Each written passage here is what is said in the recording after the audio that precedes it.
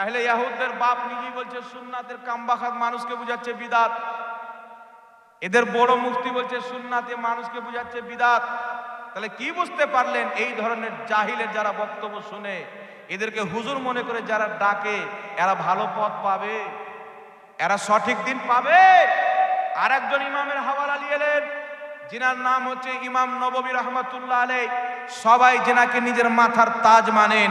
ইমাম নববী রাহমাতুল্লাহ আলাইহি নিজের কিতাব কিতাবুল আজকারের মধ্যে স্পষ্ট বলেছেন, মিনহা খালাকনাকুম, এই আয়াতটি পাঠ করা মাটি দেওয়ার সময় এটা হচ্ছে সুন্নাতে মুস্তাহাব্বা। জোরে বলেন সুবহানাল্লাহ। জি, যুগ যুগ থেকে মাটি দিয়েছেন, এখন বলছে মাটি দিলে মুর্দা জাহান্নামে যাবে। বেটা সবাই জাহান্নামে চলে গেছে, তো তুই জান্নাতে গিয়ে কি করবি? হ্যাঁ, সবাই জাহান্নামে চলে গেল, তুই বাঘ নেককারের বেটা আর শাহজাহান থেকে ইলম নিয়েছিস। তাই বিরাদর ইসলাম, ইমানকে বাঁচিয়ে রাখতে হবে কি হবে না? একটু জোরে বলেন না, একটু জোরে বলেন না। তাই মাটি দেওয়ার সময় কি দোয়া পাঠ করবেন? যেটা আমার নবী পাঠ করেছেন, মিনহা খালাকনাকুম ওয়া ফিহা নুঈদুকুম ওয়া মিনহা নুখরিজুকুম তারাতান উখরা। একটু জোরে বলতে হবে সুবহানাল্লাহ, সুবহানাল্লাহ। বেশক বেশক। এবার আরেকটি মশলা আপনাদের সম্মুখে ক্লিয়ার করে শুনেন। আমাদের মার্কেটে অনেক ইমান চোর তো ছিল, এখন নামাজ চোর বেরিয়েছে। আপনাকে নামাজ পড়াবে কিন্তু উল্টা পাল্টা নামাজ পড়াবে, যাতে আপনার নামাজে না হয়। এখন লোক বেরিয়েছে, মানুষকে বুঝাচ্ছে কি, এইভাবে হাত বানো, নামাজে বুকের উপরে হাত বানো। যুগ যুগ থেকে আমাদের ভারতবর্ষের মানুষ, অখণ্ড ভারতের মানুষ যুগ যুগ থেকে নাভির নিচে হাত বেঁধেছে। এখন হঠাৎ করে মার্কেটে চলে এসে বলছে বুকের উপরে হাত বানো। বলে কি বলে না? জি। বলছে কেন? একটা আপনারা নাম শুনে হবেন, ডক্টর জাকির নায়েক, নাম শুনেছেন? এর নায়ক সাহেব বলছেন একটা লেকচারে যে নবী পাক বলেছেন তোমরা এমন ভাবে নামাজ পড়ো যেমন আমাকে পড়তে দেখেছো। বুঝতে পারছেন? মানে মধুর সঙ্গে বিষ কি করে ঘুরে দিচ্ছে। তো আবু দাউদ শরীফের মধ্যে যে নাভির নিচে হাত বানার হাদিসটি আছে, এটা দুর্বল হাদিস, জয়ীফ হাদিস। আর বুকের উপরে হাত বানার যে হাদিসটি আছে, এটি সহিহ হাদিস। নাউজুবিল্লাহ বলেন। নাউজুবিল্লাহ। তাহলে জাতিকে কত বড় ধোঁকা দিচ্ছে। আর আমাদের দেশের লোক কিছু মনে করছে কি রে বাপরে, এত বড় ডক্টর, টাই প্যান্ট পরে এসছে, আবু দাউদ শরীফের বুকের উপরে হাত বানার হাদিস সহিহ। কিন্তু আমি আপনাদের এখান থেকে নয়, 1 বছর থেকে বলছি, যদি এই বাংলার মাটিতে এমন কোন ওয়াহাবি থাকে তো আমার চ্যালেঞ্জকে অ্যাকসেপ্ট করো, বুকের উপরে হাত বাঁধার আবু দাউদ শরীফের শুধু এই হাদিস না, যে কোনো কিতাব থেকে বুকের উপরে হাত বাঁধার একটি সহিহ হাদিস দেখিয়ে দাও, 5 লাখ টাকা মোহাম্মদ জাহাঙ্গীর আলম রেজভির কাছ থেকে পুরস্কার নিয়ে। নারে তাকবীর, নারে রিসালাত, নারে রিসালাত।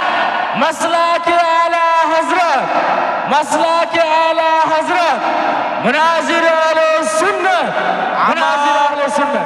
আমার বেঁচে থাকা পর্যন্ত চ্যালেঞ্জ, বুকের উপরে হাত বানার যে হাদিস আবু দাউদ শরীফের মধ্যে আছে, এই হাদিসকে আলবানী বলছে হাজা হাদিসও সহিহুন, হাদিসটি সহিহ। কিন্তু আগে হাদিসটি শুনেন।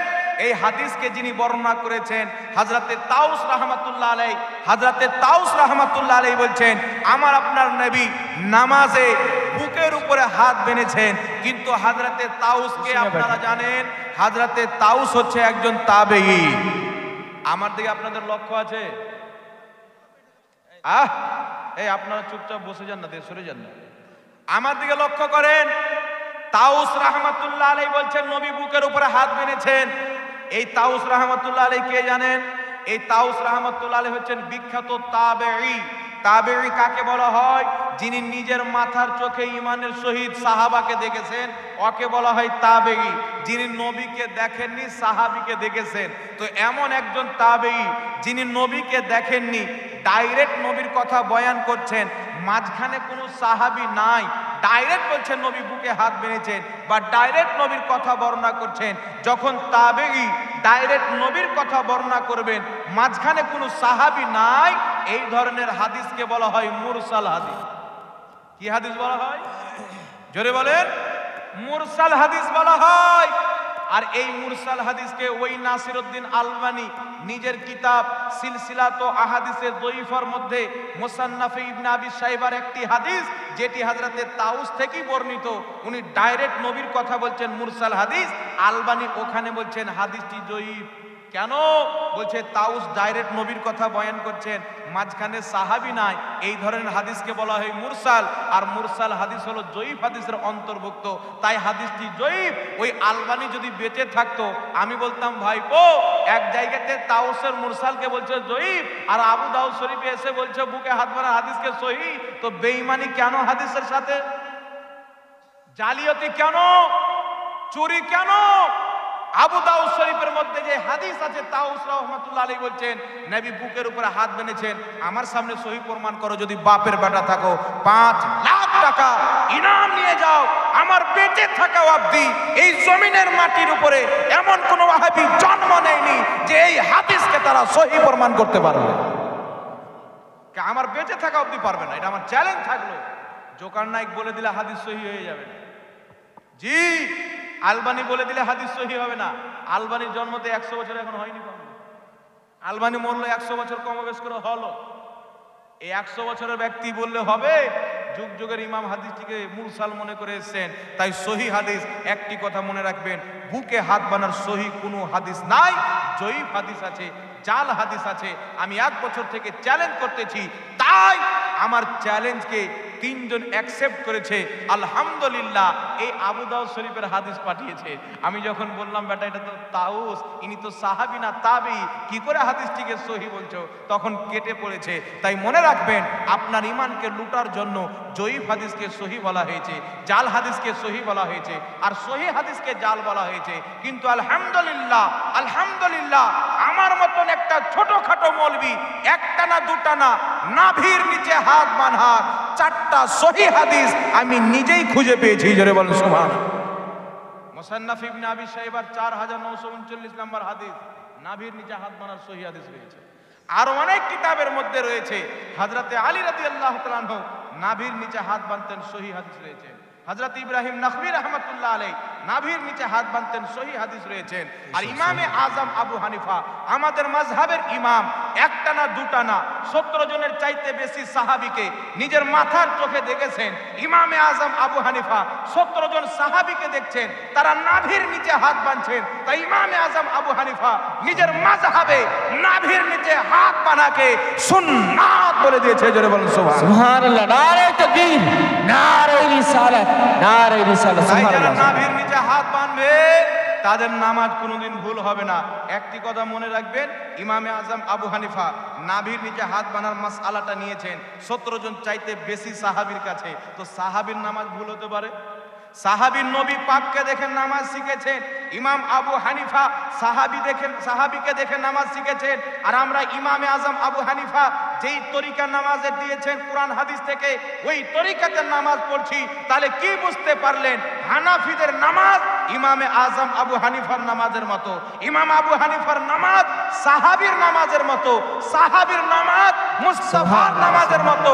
তাই এই জমিনের মাটিতে সালাতে মুস্তাফা, মুস্তাফার নামাজ, সহিহ নামাজ যদি দেখতে চাও, হানাফিদের নামাজকে দেখো, এই নামাজই হলো মুস্তাফার নামাজের মতো। সুবহানাল্লাহ, সুবহানাল্লাহ, সুবহানাল্লাহ, বেশক হাকে সুবহানাল্লাহ। এখন আরেকটি মসলা হয়ে গেল, নামাজের নিয়ত তো বেঁধে নিলাম, এখন আমরা হাদিস খুঁজে বলছি এখানে কেউ হাত তোলে না, কেউ এখান পর্যন্ত তুলছে। আলহামদুলিল্লাহ, আবু দাউদ শরীফের মধ্যে হাদিস আছে এখানে অব্দি নবী পাক হাত তুলেছেন।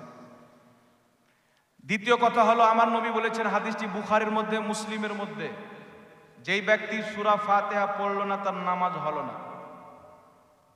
তো যারা আহলে হুদুস আছে না, বলছে ইমামের পিছনে সূরা ফাতিহা পড়তে হবে না, নামাজ হবে না, বলে কি বলে না? জি, আমাদেরকে লক্ষ্য করেন, 2 মিনিট শুনেন, হুজুর চলে আসছেন, দাস্তার হবে। রাসূল পাক সাল্লাল্লাহু আলাইহি সাল্লাম বলছেন, যেই ব্যক্তি সূরা ফাতিহা পড়লো না তার নামাজ হলো না। যারা আহলে হাদিস তারা বলছে হাদিসটি সহিহ, আমরা সহিহ হাদিসে পেয়েছি যে সূরা ফাতিহা পড়া তার নামাজ হয় না, তাই ইমামের পিছনে আমরা পড়তে ছাড়ি না। আচ্ছা বলেন তো, আহলে হাদিস কারা হবে? যারা হাদিস মানবে তারা, না চুরি করবে তারা? আমার সামনে মাত্র 10 মিনিট কোন আহলে হাদিসদের কাঠমুনসিকে বসান, আমি 10 মিনিটে উলঙ্গ করে দেখিয়ে দেবো, আর হাদিস চোর, ইমান চোর, হাদিস চোর।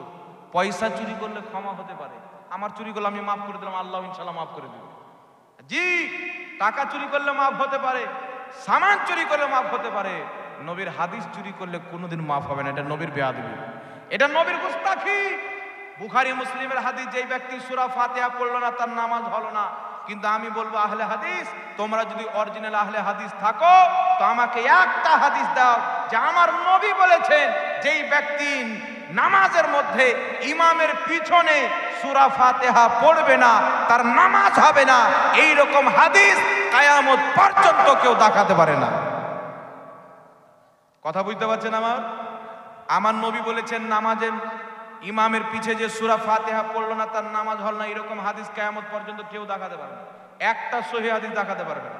কিন্তু আমি আপনাকে বলছি শুনেন, এই যে হাদিস, যেই ব্যক্তি সূরা ফাতিহা পড়লো না তার নামাজ হলো না, আচ্ছা বলেন তো একটাই হাদিস কি শরীয়ত না সব হাদিস? আমার দিকে তাকান না, একটা হাদিসে কি শরীয়ত কমপ্লিট হয়ে যাবে? হ্যাঁ, নামাজটি কি একটা হাদিস থেকে প্রমাণিত না আলাদা আলাদা হাদিস থেকে প্রমাণিত? এইবার আপনাদের সম্মুখে আমি হাদিস পড়ছি শুনেন। আমার নবী বলেছেন যেই ব্যক্তি সূরা ফাতিহা পড়লো না তার নামাজ হলো না। আহলে হাদিস নিজের কিতাবে লিখেছেন যে আমাদের ভারত, বাংলাদেশ, পাকিস্তানের হানাফি ভাইরা ইমামের পিছনে সূরা ফাতিহা পড়ে না, তাদের নামাজ হয় না। নাউজুবিল্লাহ বলবেন।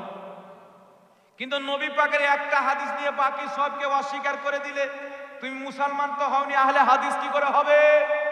আমার আপনার নবী বলছেন, ইবনে মাজাহ শরীফের হাদিস, নাসাই শরীফের মধ্যে হাদিস, যেই হাদিসকে আহলে হাদিসদের রুহানি বাপ নাসিরউদ্দিন আলবানী নিজেই সহিহ বলেছেন। আমার আপনার নবী বলছেন, ইন্নামা জুইলাল ইমামু লিইউতাম্মা বিহি ফাইদা কাব্বারা ফাকাব্বিরু ফাইদা কারাআ ফানসিতু। আমার নবী বলছেন শুনো, ইমাম এই জন্য নিযুক্ত করা হয় যে তাকে অনুসরণ করতে হবে। ফাইদা কাব্বারা, সে যখন তাকবীর পাঠ করবে, ফাকাব্বিরু, তোমরাও তাকবীর পাঠ করো। ফাইদা কারাআ, সে যখন কেরাত পাঠ করবে, ফানসিতু, তখন তোমরা চুপচাপ হয়ে যাও। জোরে বল সুবহানাল্লাহ। আর একটু জোরে হবে না সুবহানাল্লাহ? সুবহানাল্লাহ, নবী বলছেন ইমাম যখন তাকবীর পাঠ করবে তোমরাও তাকবীর পাঠ করো। ফাইদা কারা, যখন কেরাত করবে, ফানসিতু, তখন তোমরা চুপচাপ হয়ে যাও। তাহলে নবীর কটা হাদিস পেলেন? একটা হাদিস হচ্ছে যে সূরা ফাতিহা পড়লো না তার নামাজ হলো না। আরেকটি হাদিস হচ্ছে ইমামের পিছনে সূরা ফাতিহা পড়া লাগবে না। জোরে বলেন সুবহানাল্লাহ। একটু আপনারা হুজুর আসে রাস্তা, যখন ইমাম কেরাত করবে তখন তোমরা চুপ হয়ে যাও। জোরে বলবেন না সুবহানাল্লাহ? সুবহানাল্লাহ। রাসূল পাক এক জায়গায় বলছেন সূরা ফাতিহা যে পড়লো না তার নামাজ হলো না, আর এক জায়গায় সহিহ হাদিসই বলছেন ইমাম যখন কেরাত করবে তখন চুপ থাকো। তো আমরা আহলে সুন্নাত ওয়াল জামাত, নবীর আসল হাদিস মান্যকারী, আমরা যখন একা নামাজ পড়ি সূরা ফাতিহা পাঠ করি, ইমামের পিছনে যখন পড়ি চুপচাপ থাকি, নবীর ওটাও হাদিস মানি, এটাও হাদিস মানি। জোরে বলেন সুবহানাল্লাহ। সুবহানাল্লাহ। বেশক বেশক। তোমরা একটা হাদিস নিয়ে এলাকাতে ফিতনা ছড়াও, ইসলামকে ধ্বংস করছো, মুসলমানের শক্তিকে কম করছো। তাই একটি হাদিস আর আমি আপনাকে শোনাচ্ছি, তিরমিজি শরীফের মধ্যে ইমাম তিরমিজি রাহমাতুল্লাহ আলাইহি হাদিসটি উল্লেখ করে বলছেন, হাজা হাদিসু হাসানুন সহিহুন, এই হাদিসটি হচ্ছে সহিহ হাদিস। যেই হাদিসটিকে নাসিরউদ্দিন আলবানী আহলে হুদিসদের গুরু সহিহ বলেছেন। এই হাদিসটি কি? সাইয়্যিদনা হযরতে জাবির ইবনে আব্দুল্লাহ রাদিয়াল্লাহু তাআলা আনহু, বিখ্যাত সাহাবী, মুজতাহিদ তবকার সাহাবী, তিনি বলছেন যেই ব্যক্তি সূরা ফাতিহা পড়লো না তার নামাজ হলো না, ইল্লা আইয়াকুনা ওয়ারা আল ইমাম, কিন্তু ইমামের পিছনে যদি নামাজ পড়ো ফাতিহা পড়া লাগবে না। আর একটু জোরে হবে না সুবহানাল্লাহ? সুবহানাল্লাহ। বেশক। একটা হাদিসকে মানতে গিয়ে সাহাবার হাদিসকে ফেলে দিল, নবীর আরেকটি হাদিসকে বাদ দিয়ে দিল। এই রকম হাদিস চোরের নামাজও হবে না, জান্নাতও পাবে না। এখন আল্লাহর কোরআন কি বলছে দেখেন, আহলে হুদিস নাম দিয়েছে, আমল কোরআনের বিরুদ্ধে। আল্লাহর কোরআন বলছে, ওয়াইদা কুরিআল কুরআনু ফাসতামিউ লাহু ওয়ানসিতু লাআল্লাকুম তুরহামুন। আল্লাহ বলছেন শুনো, যখন কোরআন তেলাওয়াত করা হবে চুপচাপ মনোযোগ সহকারে শ্রবণ করো, যেন তোমাদের প্রতি রহম করা হয়। জোরে বলুন সুবহানাল্লাহ। সুবহানাল্লাহ। দুনিয়ার জগৎ বিখ্যাত তাফসিরের কিতাব তাফসিরে তাবারির মধ্যে ইমাম তাবারি রাহমাতুল্লাহ আলাইহি এই আয়াতকে উল্লেখ করে বলছেন, আল্লাহ বলেছেন যখন কোরআন তেলাওয়াত করা হবে চুপচাপ মনোযোগ সহকারে শ্রবণ করো। এর অর্থ হচ্ছে আল্লাহ বুঝিয়েছেন শুনো, নামাজে যখন দাঁড়িয়ে যাবে ইমাম কেরাত করবে, তোমরা চুপচাপ শ্রবণ করো। জোরে বলুন সুবহানাল্লাহ। সুবহানাল্লাহ, সুবহানাল্লাহ। আল্লাহ নিজেই নিষেধ করেছেন, নবী পাক নিষেধ করেছেন, আর সাহাবা বলছেন ইমামের পিছনে থাকলে পড়তে হবে না। এখন কিছু আহলে হাদিস বলবে, হুজুর আসো এশার নামাজে কেরাত শুনতে পায়, মাগরিবের নামাজে শুনতে পায়, ফজরের নামাজে শুনতে পায়, জোহর আসর পায় না, এই দুটাতে তো পড়তে হবে। তো হযরতে জাবির ইবনে আব্দুল্লাহ এই বাঁশটাও দিয়ে দিয়েছেন। সাহাবী আর রাসূল বলছেন যখন ইমামের পিছনে থাকবে পড়তে হবে না, তো আসর আর জোহরে যদি ইমামের আগে থাকিস তো পড়িস। কি বলেন? পিছে থাকলে পড়তে হবে না, তো আপনার নামাজকেও খারাপ করা হচ্ছে, ঈমানকেও খারাপ করা হচ্ছে। তাই একটি কথা মনে রাখবেন, দুনিয়ার সব নামাজ বেকার হতে পারে, হানাফিদের নামাজ কোনোদিন বেকার হবে না। জোরে বলেন সুবহানাল্লাহ। আর একটু জোরে বলতে হবে সুবহানাল্লাহ। সুবহানাল্লাহ, সুবহানাল্লাহ।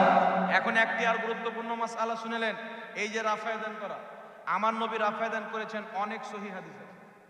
এখানে উলামায়ে কেরাম বসে আছেন, অনেক সহিহ হাদিস আছে, আমার নবী নিজেই রাফায়েদান করেছেন।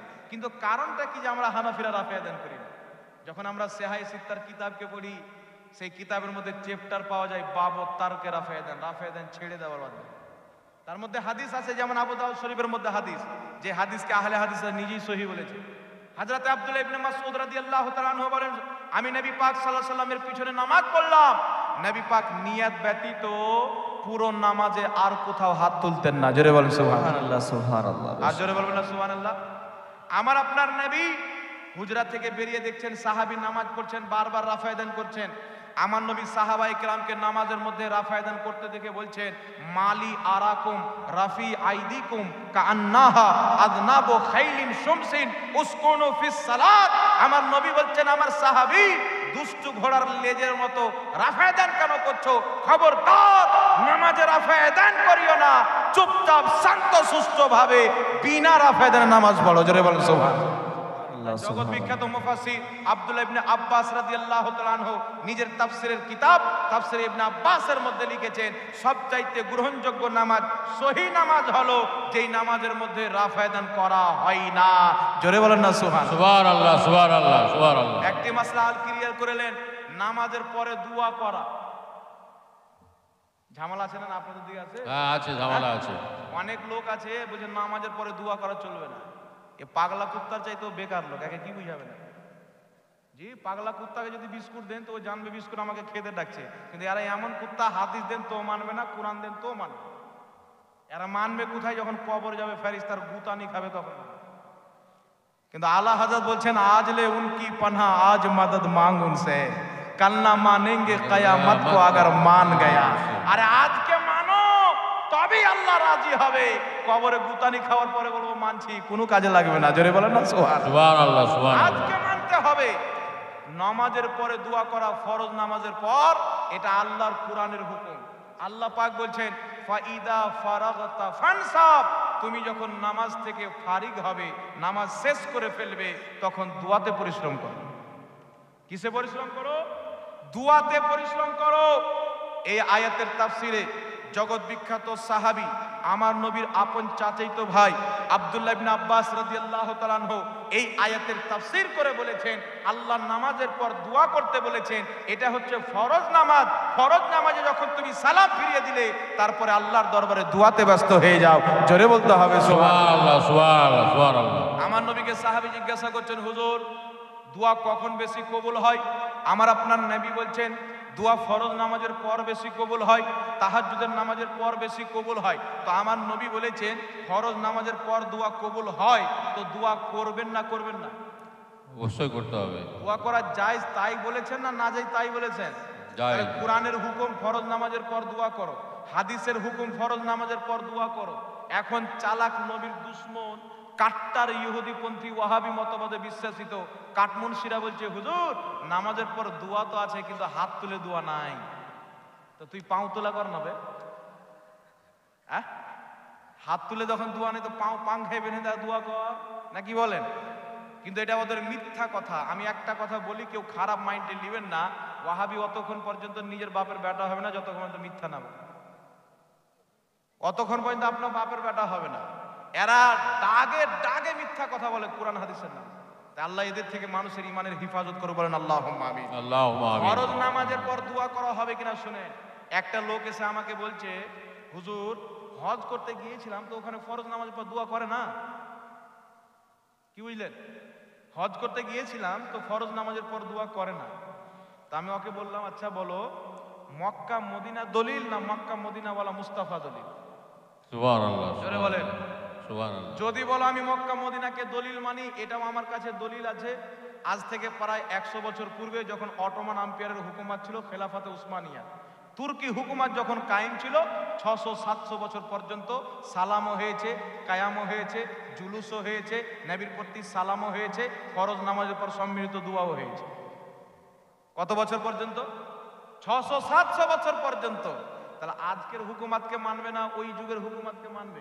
আমার নবী বলেছেন প্রত্যেক চলে যাওয়া দিন আনেওয়ালা দিন চাইতে ভালো, যতদিন যাবে তত ফিতনা বাড়বে। তো পূর্বের যখন দেখছি মক্কা মদিনাতে মসজিদে নবীতে নামাজের পর সম্মিলিত সব দোয়া করেছেন, মক্কাতে নামাজের পর সম্মিলিত সব দোয়া করেছেন, হাজিরা হজ করতে গিয়ে নামাজ শেষ করেছে, ইমাম সাহেব হাত তুলে দোয়া করেছেন সবাইকে নিয়ে। কারণ হাকিম আল মুস্তাদরাক আলা সহিহাইনের মধ্যে ইমাম হাকিম সহি সনদে হাদিস উল্লেখ করেছেন, আমার নবী বলেছেন যেখানে এক দল লোক দলবদ্ধভাবে দোয়া করে, একজন দোয়া করবে, বাকি সবাই আমিন বলবে, তারা আল্লাহর কাছে যা চাইবে আমার আল্লাহ তাকে তাই দিবে। সুবহানাল্লাহ। সুবহানাল্লাহ। সুবহানাল্লাহ বলবেন না? সুবহানাল্লাহ। তাই মক্কা মদিনাতে 800-900 বছর পর্যন্ত মিলাদ হয়েছে, কায়াম হয়েছে, দুরুদ হয়েছে, বাড়ি বাড়িতে ঝান্ডা লেগেছে। আমরা তো 12 রবিউল আউয়ালে একদিন জুলুস করি। মক্কা মদিনার মানুষের অভ্যেস ছিল যখন 12 রবিউল আউয়ালের চাঁদ উঠত, পুরো 12 রবিউল আউয়ালের প্রত্যেক দিন মিছিল রূপে মুস্তাফা করিম যেই ঘরে জন্মগ্রহণ করেছেন ওই ঘর পর্যন্ত তারা মিছিল নিয়ে যেত। জোরে বলেন সুবহানাল্লাহ। সুবহানাল্লাহ। সুবহানাল্লাহ। ওইগুলো কেন দলিল মানো না? আজকে তো আমেরিকার গোলাম বসে আছে, ইসরায়েলের গোলাম বসে আছে। তাই কিছুদিন পূর্বে ওই সৌদি আরবে ইহুদিদের বড়দিন হোলিওয়েন ডে পালন করা হয়। ভূত হয়ে কুত্তা বিল্লি সেজে মানুষ ঘোরাফেরি করে। আজকে কিছুদিন পূর্বে আমাদের ভারতের অ্যাক্টর সালমান খান এবং শিল্পা শিট্টিকে নিয়ে ওই আপনার সৌদি আরবের রাজধানী রিয়াজে তাদেরকে নিয়ে গিয়ে হাফ প্যান্ট পরিয়ে উলুঙ্গ ড্যান্স করানো হয়। তাহলে সৌদি আরবে হোলি যদি জায়েজ হয়ে যায় তো যত ওয়াহাবি আছে বাপ মাকে ড্যান্স করাও না, কি বলেন? নিজের বাড়ির মহিলা পুরুষকে ড্যান্স করাও না। ভুল কাজ সৌদি আরবে হতে পারে কি পারে না? একটু জোরে বলতে হবে। সৌদি আরবের যে ইমাম আছে তার আকীদা হলো নবী মরে গেছে শেষ, নবীর ওসিলা লাওয়া শিরিক হারাম। তাই আমরা মেনে নেব? হ্যাঁ, আমরা তো মানি না যে আমাদের নবী মরে শেষ হয়ে গেছেন। হ্যাঁ, নবী পাক মওতের স্বাদ জেগেছেন, কিন্তু আমার নবীর আত্মা ফিরিয়ে দেওয়া হয়েছে। তাই আমার নবী মুসনাদে আবু ইয়ালার মধ্যে সহিহ হাদিসে বলছেন, যে হাদিসটিকে ইমাম বাইহাকি সহিহ বলেছেন, ইমাম জালালউদ্দিন সিয়ুতি সহিহ বলেছেন। হাদিসটি কি? রাসূল পাক বলছেন, আল আম্বিয়াউ আহইয়াউন ফি কুবুরিহিম ইউসাল্লুন। আল্লাহর প্রত্যেক নবী নিজের কবরে জিন্দা, তারা নামাজ আদায় করে। সুবহানাল্লাহ। সুবহানাল্লাহ।